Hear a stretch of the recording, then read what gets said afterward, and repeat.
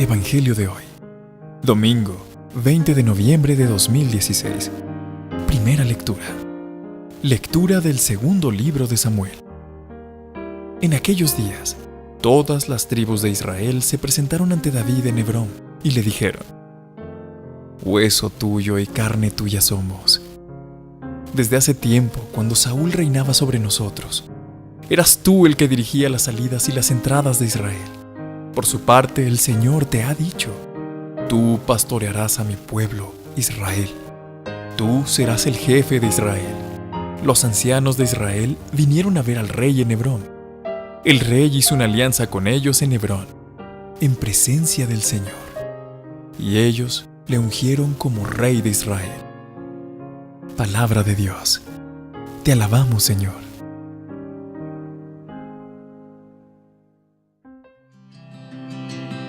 Salmo responsorial.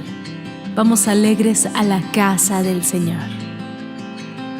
Qué alegría cuando me dijeron: vamos a la casa del Señor. Ya están pisando nuestros pies tus umbrales, Jerusalén. Vamos alegres a la casa del Señor. Allá suben las tribus del Señor, según las costumbres de Israel, a celebrar el nombre del Señor. En ella están los tribunales de justicia, en el palacio de David. Vamos alegres a la casa del Señor.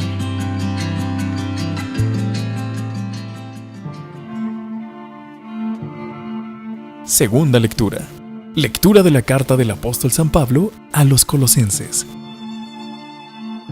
Hermanos, demos gracias a Dios Padre, que os ha hecho capaces de compartir la herencia del pueblo santo en la luz. Él nos ha sacado del dominio de las tinieblas y nos ha trasladado al reino del Hijo de su amor, por cuya sangre hemos recibido la redención, el perdón de los pecados. Él es imagen del Dios invisible, primogénito de toda criatura, porque en Él fueron creadas todas las cosas, celestes y terrestres, visibles e invisibles, tronos y dominaciones, principados y potestades. Todo fue creado por Él y para Él. Él es anterior a todo, y todo se mantiene en Él. Él es también la cabeza del cuerpo, de la iglesia. Él es el principio, el primogénito de entre los muertos, y así es el primero en todo. Porque en Él quiso Dios que residiera toda plenitud, y por Él y para Él quiso reconciliar todas las cosas, las del cielo y las de la tierra, haciendo la paz por la sangre de su cruz. Palabra de Dios. Te alabamos, Señor. Lectura del Santo Evangelio según San Lucas. En aquel tiempo, los magistrados hacían muecas a Jesús diciendo: A otros ha salvado, que se salve a sí mismo, si Él es el Mesías de Dios, el elegido. Se burlaban de Él también los soldados que se acercaban y le ofrecían vinagre, diciendo: Si eres tú el rey de los judíos, sálvate a ti mismo.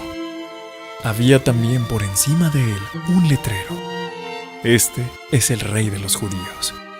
Uno de los malhechores crucificados lo insultaba diciendo: No eres tú el Mesías, sálvate a ti mismo y a nosotros. Pero el otro, respondiéndole e increpándolo, le decía: Ni siquiera temes tú a Dios estando en la misma condena.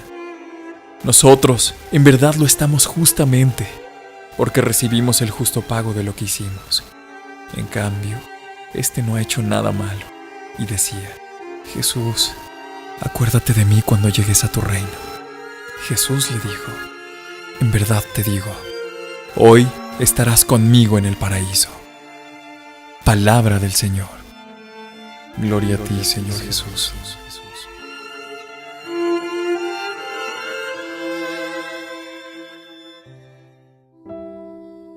Queridos hermanos y hermanas de Oraciones en Video, las lecturas de hoy mencionan el reino de Dios, el reino de Jesucristo. En el Evangelio de Lucas vemos el bellísimo y conmovedor relato del buen ladrón crucificado al lado del Señor. Vemos a Dimas mostrar y declarar su fe en que aquel que está crucificado al lado es nada menos que el Rey del universo, mientras el delincuente que está del otro lado piensa y dice todo lo contrario. Observemos entonces cómo las gracias divinas son suficientes para cada uno, pero veamos también cómo las respuestas de los seres humanos pueden ser diametralmente opuestas. Dimas, el buen ladrón, reconoce como Dios y como Rey a Cristo. Pero hay que notar que Dimas no ve a un Cristo en la transfiguración mostrando su divinidad, ni ve a un Cristo resucitado mostrando su poder infinito, sino que está al lado de un Cristo fracasado, humillado, moribundo, en la misma situación que él. ¡Qué fe más grande! Y esa fe grande lo lleva al arrepentimiento verdadero. Es un arrepentimiento perfecto por el que reconoce sus crímenes.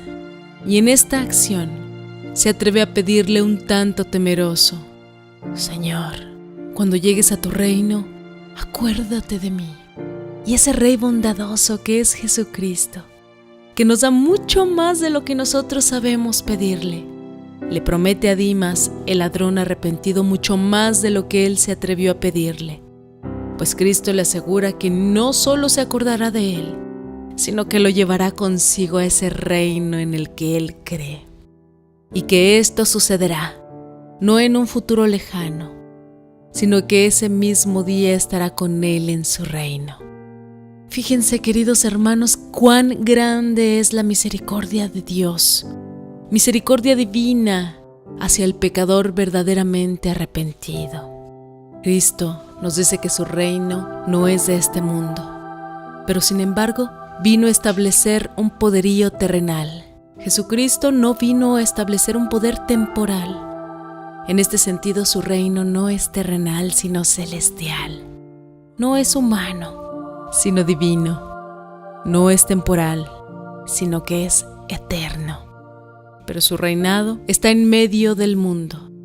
Está en cada uno de nosotros, o mejor dicho, está en cada uno de nosotros cuando Cristo vive en nosotros y nosotros permitimos que ese Rey, que es el Señor, reine en nuestro corazón. En la primera lectura nos trae la misma situación que ya sabemos sobre el reinado de Cristo. Está en el mundo, pero no es de este mundo. El hecho que nos narra este trozo del libro de Samuel se refiere a un gran día para el rey David y muy importante para el pueblo de Israel. Las tribus del norte lo reconocen como rey legítimo. Antes de este día, el reino de Israel estaba dividido y David solo gobernaba la tribu de Judá.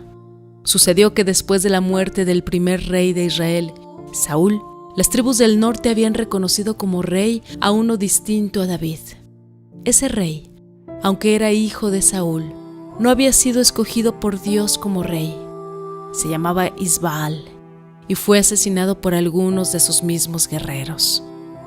Así que después de su muerte y de unos 7 años de guerra civil, finalmente reconocen también los del norte a David como rey y se unifica todo el país.